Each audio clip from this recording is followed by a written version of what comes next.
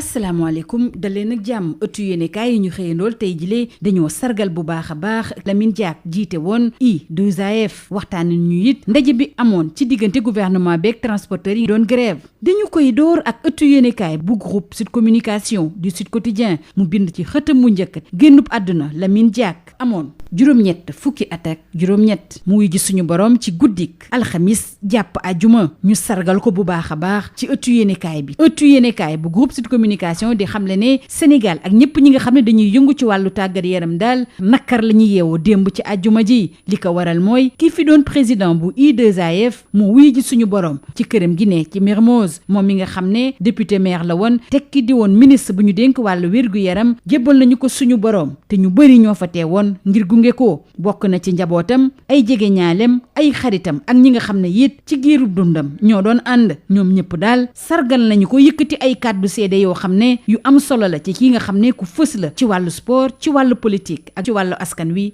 ci mim réew suñu naataango yi fare ci avenue Bourguiba di xam ne président de la république Macky Sall nee na ak génnu àdduna ndim si yàlla Lamine Diack ku am solo la ñu ñàkk ministre bi ñu dénk wàllu tàggat yaram di Matar Ba di xamle ne moom Lamine Diack bi nga xam ne kenn dootu ko fàtte daal ñu bëri ci wàllu tàggat yaram jaar nañu ci ay loxoom suñu dëkk si boppam moo ñàkk koo xam ne dootuñu ko fàtte ba mukk muy kàddu président fédération sénégalaise de football di maître Augustin Senghor Sud Quotidien dellu si ci jaar-jaaru ndim si yàlla si mu duppee ko li ko dalee Rëbës jàpp Monaco Lamine Diack bi gane àdduna ci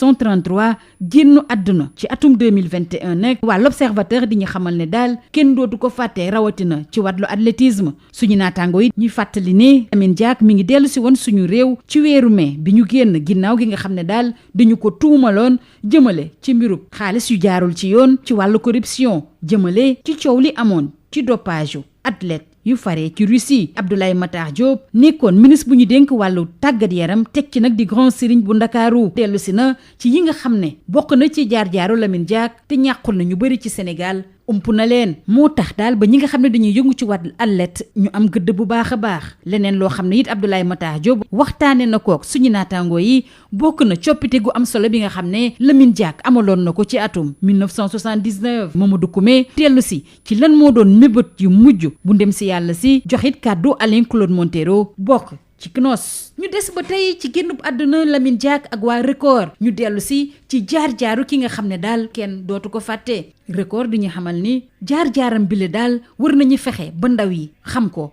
ba pare roy ci ndax moom moomule homme politique bu mucc ayib la teg ci ràññeeku lool ci wàllu tàggat yaram di it homme d'état ñu waxtaane beneen ponk bi nga xam ne moom la ëttu yéenekaay yi waxtaanee tey jilee mooy ndaje bi amoon ci diggante gouvernement bi ak transporteurs yi ginnaaw ñetti fanu grève ci ndax grève bi teg nañ ko ci suuf am déet dafa mel ne daal ak jiixi jaaxal la jural askan wi di laaj ndax askan wi mun nañu nokkiwaat ci ay xibaar xamle nañu ne président Macky Sall yombal na liggéey bi gouvernement bi dafa jaarale ci ab décret présidentiel saafara yenn ci ay poñ yu bëree bëri bu ñu sukkandikoo ci Sud Quotidien bi ci jox kàddu Pala Meng mu yëkkati ay kàddu ci Sen TV ginnaaw ñetti fanu grève nag kuréel bi ëmb transporteurs yi yëngu ci wàllu dem beeg dikk bi ci tali bi dañoo daje woon ak ministre bi ñu dénk wàllu wi di Mansour Faye naataangoom bii di Abdoulaye Seydou Sow ak Omar Gueye keneen ku teewoon it ci boobu la ndaje mooy ministre Dame Diop ak ki jiite Haut Conseil dialogue social di Innocence Ntap Ndiaye ñenn ci ay njaatige yi teewoon nañu ci boobu la ndaje ak lu mën a am Sud Quotidien di xamle ne daal ba nit ñu fay jógee du kenn koo xam ne ci gouvernement bi wala ci transporteurs yi àddu nga ci lu tukkee ci seen waxtaan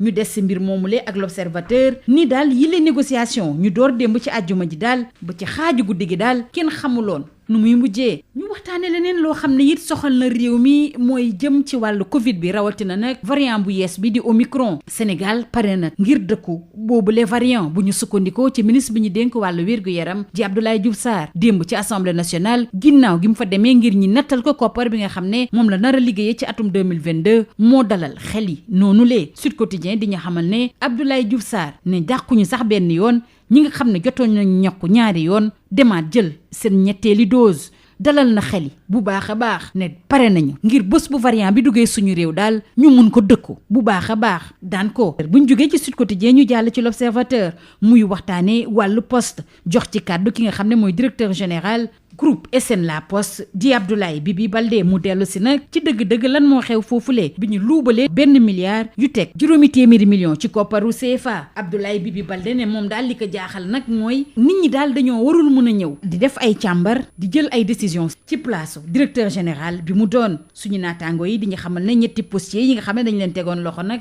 ba tey daal teggeeguñu ko benn yoon. ñu des ak wàllu observateur ñu ñuy waxtaanee élection tabbu président bi ñuy amal tey jile ci gaawu gi ci Gambie président ba woon di Adama Barrow fas yéenewul jóge benn yoon ci bopp réew mi. Adama Barrow boobu nga xam ne dafa sax lool ci xolu doomu Sénégal yi nga xam ne ñoo faree ca Gambie. L'observateur bi jox kàddu yi Fatou Diagne Senghor xelam màcc jëm ci wàllu yoon teg ci mu bokk ci société civile foofule ca Gambie nee na daal yore réew mi ginnaaw Yaya Jammeh nag du mbir goo xam ne daal lu yomb la. ñu jeexale kook wàllu tàggat yaram ak waa record muy waxtaane basket rawatina équipe nationale bu jigéen ñi ndax ku ñu benn yoon Cheikh Sarr dellu si bopp équipe boobule. waa record di waxtaane it combat bi ñu fas yéene amal ëllëg ci dibéer bi ci arène nationale ci diggante Siteu ak Papa Sow. record ne lenn moom wóor na daanu moom kenn xalaatu ko dangay am ndam wala bokk nga nërmeelu ba faw lii moo gënoon a fës ci ëttu yéenekaay yi ñu xëyee ndool ñu yendoog jàmm. Bonjour, la presse du jour a rendu hommage à l'ex-président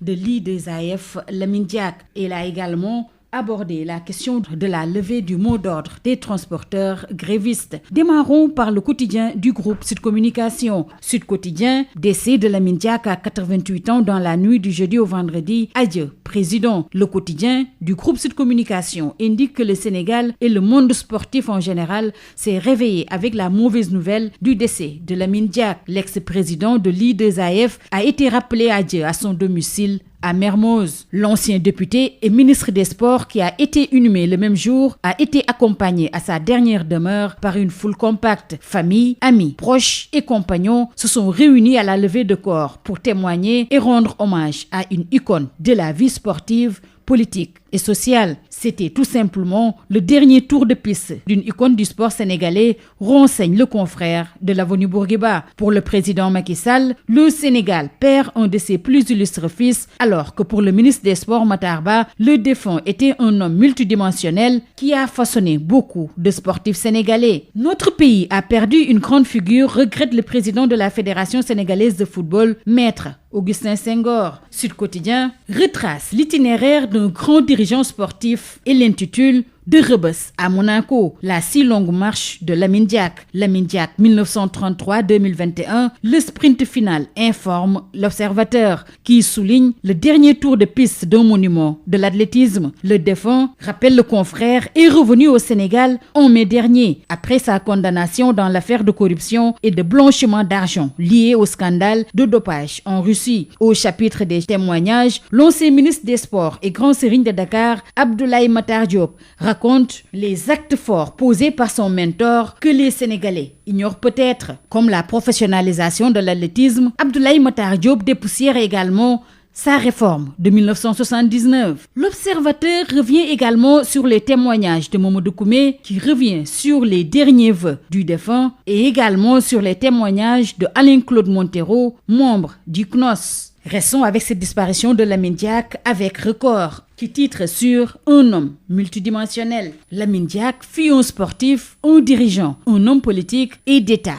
accompli. Son parcours est exceptionnel et doit inspirer la jeune génération selon Record. Passons à l'autre sujet qui intéresse la presse du jour, notamment la rencontre entre le gouvernement et les transporteurs après 72 heures de grève. Confusion sur la levée du mot d'ordre, ouf de soulagement pour les usagers des transports en commun de passagers, s'interroge le confrère de l'Avenue Bourguiba. Sud Quotidien informe que la grève serait terminée. Le président Macky Sall aurait ainsi facilité la tâche à son gouvernement. La grève s'est terminée sur décret présidentiel. Plusieurs points ont été pris en compte, a déclaré Palmeng sur Sen TV. Après 3 jours de grève, le cadre unitaire des syndicats des transports routiers du Sénégal a rencontré les ministres du sport Mansour Faye, son collègue de l'urbanisme Abdoulaye Seydou Sow et celui des collectivités territoriales Omar Gueye. Le ministre Dame Diop et Innocence Ntap Ndiaye, présidente du Haut Conseil pour le dialogue social, ainsi que des membres du patronat ont pris part également à cette rencontre. Les deux parties se sont quittées sans une déclaration, souligne Sud Quotidien. Autopsie de grève générale. Les négociations entamées hier vendredi, pas bouclées. Jusque tard dans la nuit, relève l'Observateur, qui revient sur la radioscopie d'un blocage. Intéressons-nous à présent à la menace du variant Omicron avec le Sénégal qui se tient prêt et envisage une 3e dose. Le ministre de la Santé et de l'Action sociale, Abdoulaye Diouf Sarr, l'a fait savoir hier vendredi à l'Assemblée nationale pour le vote du budget de son département. Répondant aux interpellations des députés sur les dispositions prises face au variant Omicron, le ministre ajoute « Nous sommes sur les dispositions pour lui barrer la route ou bien le combattre à son arrivée. On est prêt et on mettra toutes les dispositions pour protéger les Sénégalais si le variant arrive », précise Abdoulaye Diouf Sarr dans Sud Quotidien. L'Observateur nous parle de la Poste. Bibi Baldé en opération déminage. Le confrère revient en détail sur l'interview vérité sur le détournement présumé de 1,5 milliard de francs CFA. Abdoulaye Bibi Baldé, le directeur général du groupe SN La Poste, soutient dans les colonnes de l'Observateur, je cite, « Si les gens veulent fuiner ou décider à la place du directeur général, c'est impossible ». Le confrère rappelle que les postiers bénéficient d'un retour de parquet. Restons avec l'Observateur qui s'intéresse à la présidentielle 2021 en Gambie. Gambie, jour d'élection. Et selon le confrère, Barrow est parti pour rester. Cette présidentielle est tout simplement, selon l'Observateur, un examen de passage. Pour Barrow, le président Barrow est au cœur des Sénégalais de Gambie. Et selon Fat Diagne Senghor, juriste membre de la société civile, l'après-Jammeh n'est pas encore facile. En sport, Record nous parle de basketball, notamment de l'équipe nationale féminine, vers un retour de Cheikh Sarr. Record s'intéresse également à la lutte, notamment le combat entre Siteu et Papa Sow, prévu ce dimanche à l'Arène nationale. Défaite interdite, la victoire ou le trou. C'est tout. À vos journaux et très bonne lecture.